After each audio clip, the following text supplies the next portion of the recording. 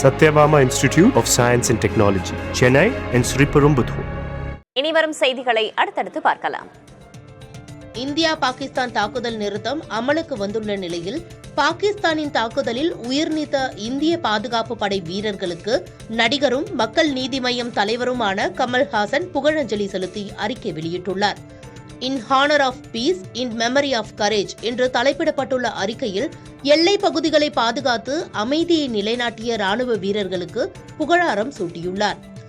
அதோடு பாகிஸ்தானின் ட்ரோன் தாக்குதல் அச்சுறுத்தல்களுக்குள்ளான எல்லைப்புற மாநிலங்களான ஜம்மு காஷ்மீர், பஞ்சாப், ஹரியானா, ராஜஸ்தான், குஜராத் மாநிலங்களை சேர்ந்த மக்களுக்கும் ஒட்டுமொத்த இந்திய மக்களுக்கும் பாராட்டு தெரிவித்துள்ளார்.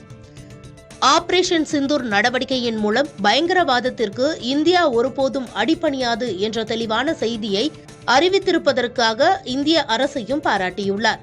இது வெற்றி கொண்டாட்டங்களுக்கான நேரம் அல்ல, நடந்தவற்றை பரிசீலித்து பாடங்களை கற்றுக்கொள்வதற்கான நேரம் என்றும் கூறியுள்ளார். Satyabama Institute of Science and Technology, Chennai and Sriperumbudur.